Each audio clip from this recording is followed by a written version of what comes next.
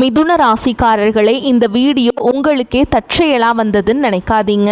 இப்போ இந்த மிதுன ராசி பலன் பார்க்குறீங்கன்னா அதுக்கு பின்னால ஒரு காரணம் இருக்கு. சமீப காலமா மனசுல ஏதோ ஒரு குழப்பம் அல்லது எப்போ நல்ல மாற்றம் வரும் அப்படின்னு ஒரு கேள்வி இருந்தால் அந்த கேள்விக்கான பதிலை தேடி தான் இப்போ நீங்கள் இங்கே வந்திருக்கீங்க.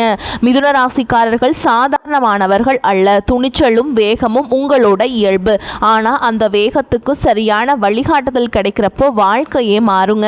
இந்த உலகத்தில் நம்ம எத்தனை முயற்சி செய்தாலும் எந்த ஒரு நல்ல காரியத்தை ஆரம்பித்தாலும் நம்மை காத்து வழி நடத்துகிற ஒரு சக்தி இருக்குன்னு நம்புறீங்களா? அதுதான் நம்மளுடைய குலதெய்வம். மிதுன ராசிக்காரர்களின் வாழ்க்கையில் பல தடவை தெரியாமலே தடைகள் உடைந்திருக்கலாம். கடைசி நிமிஷத்தில் வழி திறந்திருக்கலாம். அதற்கு பின்னால குலதெய்வ அருளே காரணமாய் இருக்கு. இந்த மிதுன ராசி பலன்கள் உங்களுக்கு பலன் தரணும்னு நினைச்சா இந்த கணமே ஒரு சின்ன விஷயம் செய்யுங்க. கமெண்ட் பாக்ஸில் உங்களுடைய குலதெய்வத்துடைய பெயரை எழுதுங்க. தெரியாதவங்க எனக்கு என் குலதெய்வம் தெரியாதுன்னு எழுதினாலும் போதுங்க, மனசார எழுதுங்க. அந்த நம்பிக்கை தான் இந்த வீடியோவின் சக்தி. உங்கள் குலதெய்வத்தை மனசில் நினச்சிட்டு இப்போ இன்றைய மிதுன ராசி பலன்களுக்குள்ள நுழையலாம் வாங்க. மிதுன ராசி நேயர்களே, இனி வரக்கூடிய நாட்களில் உண்மையில் உங்களுக்கு எப்படி இருக்க போகிறது தெரியுமா? இனி வரக்கூடிய நாட்கள் முழுவதும் உங்கள் வீட்டு வாசலில் மகிழ்ச்சி, பணம் மற்றும் புதிய வாய்ப்புகளின் திருவிழாவே நடக்கப் போகிறது.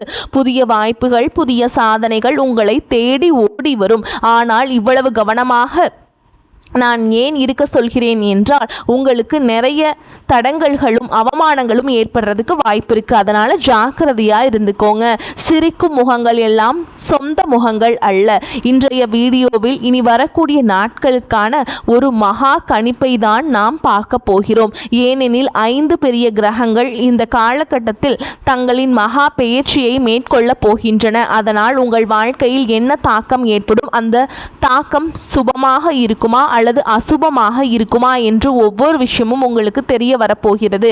ஏனெனில் எப்போதுமே ஒரு புதிய மாதம் தொடங்கும் போது மனதில் ஒரு புதிய உற்சாகம் பிறக்கும். நாம் ஏதேனும் புதியதாக சாதித்து காட்டுவோம், பெரியதாக செய்வோம் என்று தோன்றும். ஆனால் அதே நேரத்தில் மனதில் ஒரு பயமும் இருக்கும். கடந்த கால துயரங்களை இதிலும் நீடிக்குமோ, அதே போராட்டங்கள் தொடருமோ என்று குழப்பம் இருக்கும். இன்றைய வீடியோவில் உங்களுக்கு மகிழ்ச்சியான நேரம் தொடங்க போகிறதா அல்லது அதே போராட்டங்கள் நீடிக்க போகிறதா என்பதை ஒவ்வொன்றாக விரிவாக கூறப்போகிறேன். இந்த வீடியோவை இறுதி வரை பார்ப்பவர்களின் மனதில் இருக்கும் அனைத்து குழப்பங்களும் நீங்கிவிடும். நீங்கள் என்ன செய்ய வேண்டும், என்ன செய்யக்கூடாது என்று ஒவ்வொரு விஷயமும் தெரிய வரும்.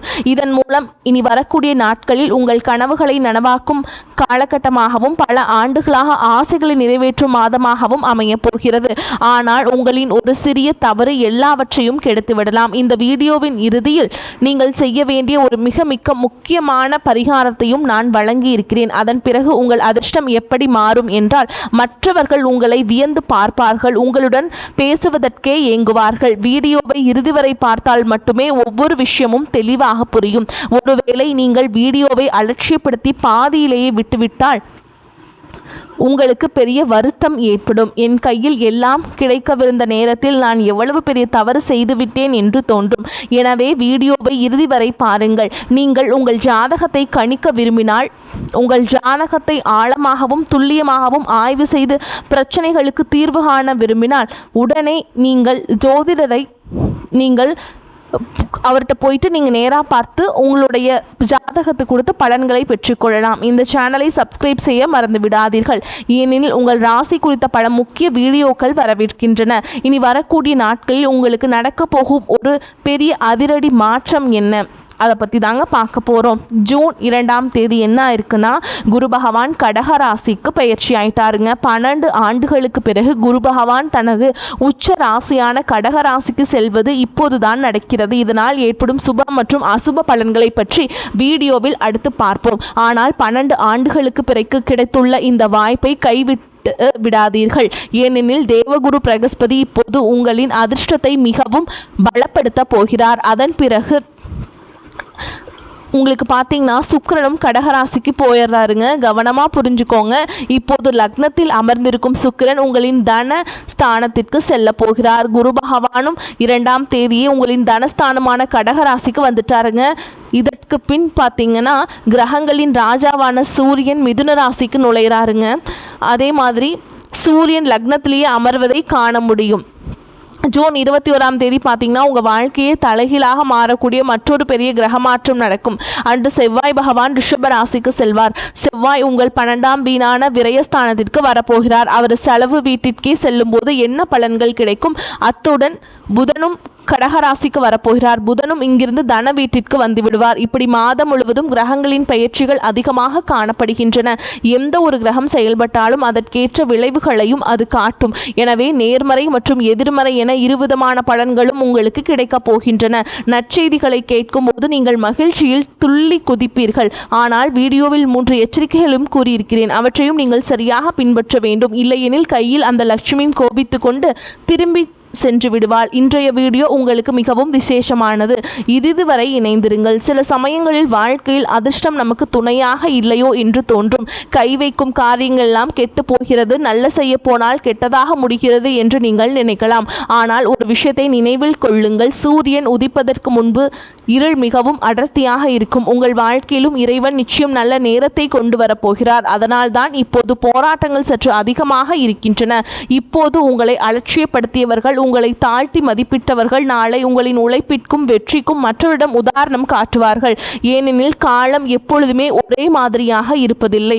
மாற்றம் என்பது இயற்கையின் நியதி. நாளை நல்ல நேரம் நிச்சயம் வரும். மனிதனின் உழைப்பு ஒருபோதும் வீணாவதில்லை. இந்த போராட்டங்களை நீங்கள் வென்றுவிட்டால், துன்பங்களை தாங்க பழகிவிட்டால் உங்களை வெற்றி கொள்வதை எந்த ஒரு சக்தியாலும் தடுக்க முடியாது. இனி வரக்கூடிய நாட்களில் மிதுன ராசினின் பொற்காலம் தொடங்கப் போகிறது. முதலாவது அற்புதமான நிகழ்வு உங்களின் 2வது வீடான தனஸ்தானத்தில் நடக்கிறது. அங்கே குரு, சுக்கிரன் மற்றும் புதன் ஆகிய 3 கிரகங்களும் ஒன்றாக அமரப் போகின்றன. நான் முன்பே கூறியது போல குருவும் அதே மாதிரி சுக்கிரனும் புதனும் எங்கே வரப்போகிறார்கள். தனஸ்தானத்தில் இந்த 3 பெரிய கிரகங்கள் இணைவது ஒரு அரிய மகாலட்சுமி யோகத்தை உருவாக்குகிறது. தன வீட்டில் இத்தகைய சுப கிரகங்கள் இருப்பதால் ஆரம்பம் முதல் இறுதி வரை பொருளாதார ரீதியாக நீங்கள் எந்த கவலையும் பட தேவையில்லை. முன்பெல்லாம் என்ன நடக்கும் என்றால், சம்பளம் வரும்போதோ அல்லது தொழிலில் லாபம் கிடைக்கும் போதோ வந்த வேகத்தில் செலவாகிவிடும். மாத இறுதியில் கடன்பட வேண்டிய சூழல் ஏற்படும். ஆசைகளை தியாகம் செய்ய வேண்டியிருக்கும். ஆனால் இந்த 3 கிரகங்களும் தன வீட்டில் அமர்ந்து உங்கள் பொருளாதாரத்தை மிகச் சிறப்பாக சமநிலைப்படுத்த போகின்றன.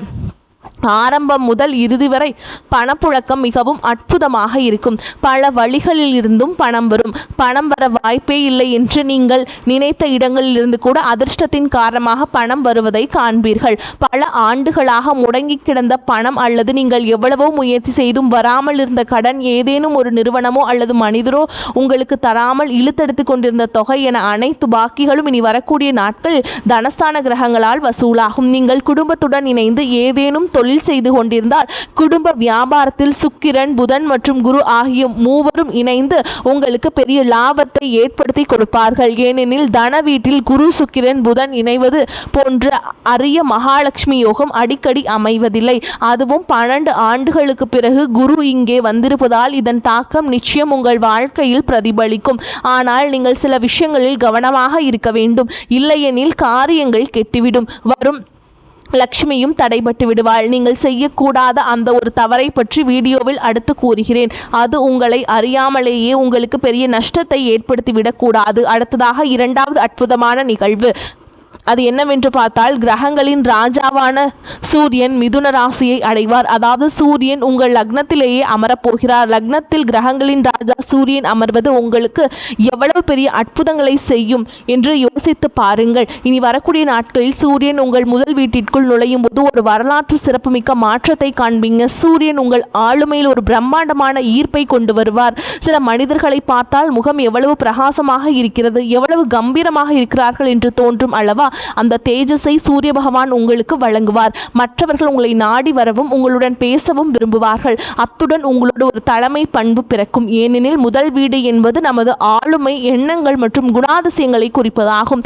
நீங்கள் ஒரு தலைவனை போல அனைவரையும் அரவணைத்து செல்வீர்கள். தொழிலில் நீங்கள் எடுக்கும் முடிவுகள் அனைத்தும் சாதகமாக இருக்கும். மிதுனராசி நேயர்களே, இதை நீங்கள் குறித்து வைத்துக் கொள்ளலாம். லக்னத்தில் சூரியன் வருவது சாதாரண விஷயம் அல்ல. அதுவும் பலமான நிலையில் இருப்பதால் மிக சிறந்த யோகம் உண்டாகும். நீங்கள் அரசு வேலையில் இருந்தால் சூரியன் உங்களுக்கு பெரிய வாய்ப்புகளை வழங்குவார். தடைபட்ட அரசு காரியங்கள் ஏதேனும் இருந்தால் அவை இனி வரக்கூடிய நாட்களில் முழுமையாக நிறைவேற பலமான வாய்ப்புகள் உள்ளது.